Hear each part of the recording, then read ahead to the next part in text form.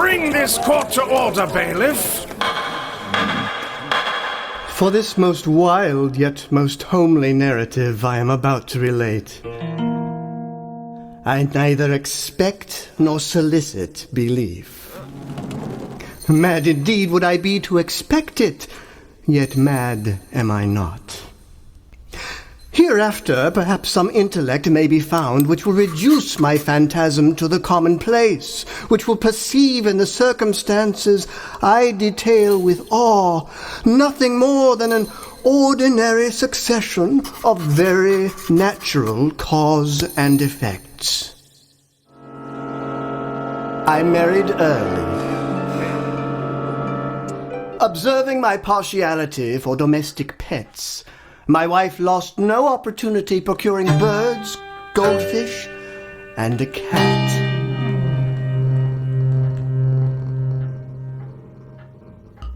Over the years, however, my general character experienced a radical alteration for the worse.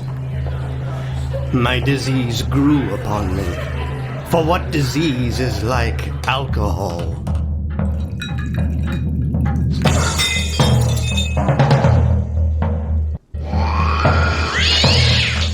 I knew myself no longer. A more than fiendish malevolence, gin-nurtured, thrilled every fiber of my frame. I grasped the poor beast by the throat and deliberately cut one of its eyes from the socket. In cold blood, I slipped a noose about its neck and hung it to the limb of a tree. Hung it with tears streaming from my eyes. That night I was aroused from sleep by the cry of fire. The walls all fell in, with one exception where the plastering had resisted, a fact which I attributed to its having been recently spread. I approached and saw, as if graven upon the white surface, the figure of a gigantic cat, with a rope about the animal's neck. For months I could not rid myself of the phantasm of the cat. One night, as I sat half stupefied in a den of more than infamy, my attention was drawn to some black object.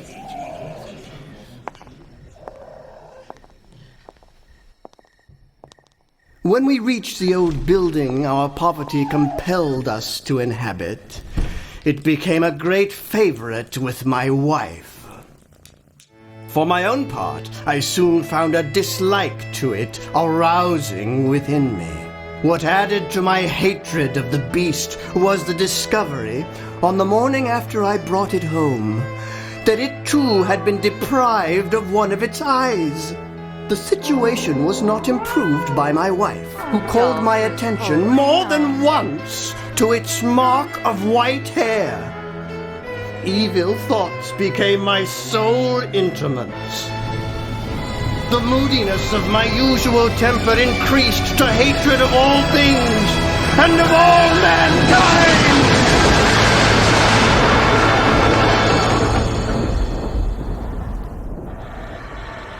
One day my wife accompanied me upon some household errand into the cellar. The cat followed me down the steep stairs, nearly throwing me headlong. It exasperated me to madness. The fatal blow was arrested. But goaded by my wife's interference into a rage more than demoniacal, I buried the axe in her brain. She fell dead upon the spot without a groan.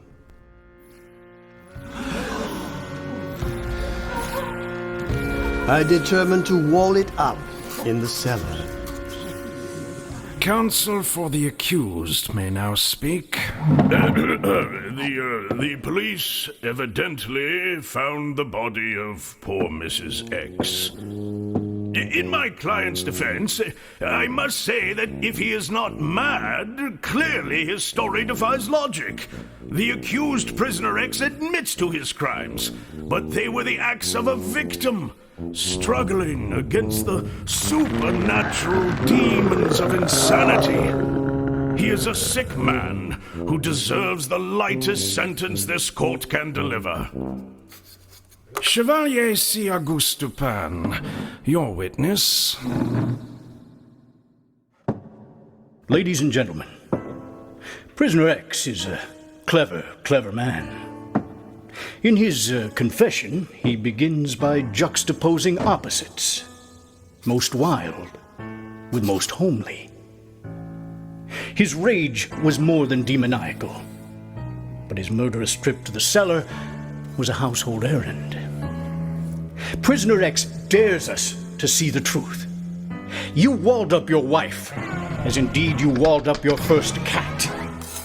You said yourself that the plaster had been recently spread. The second black cat haunted you. It too was missing an eye. But your account clearly states that you discovered this the morning after you took it home.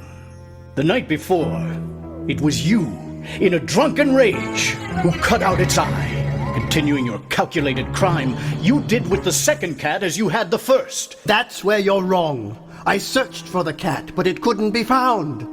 And when the police arrived unexpectedly, I rapped heavily on the wall with my cane. But I was answered by a voice from within the tomb, by a cry at first muffled and broken, like the sobbing of a child, which quickly swelled into one long, loud, and continuous scream, a wailing shriek, half of horror, half of triumph. A dozen stout arms toiled at the wall. It fell bodily. The corpse, already greatly decayed and clotted with gore, stood erect. And upon its head, with red extended mouth and solitary eye of fire, sat the hideous beast whose craft had seduced me into murder. No! The murder was only yours. You walled up the creature yourself. Whose informing voice had consigned me to the hangman. All lies!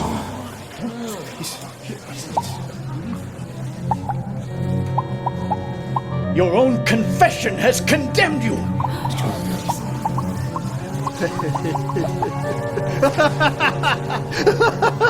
Yes.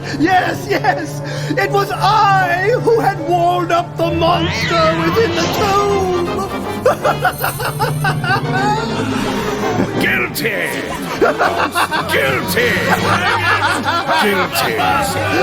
May God have mercy on your soul.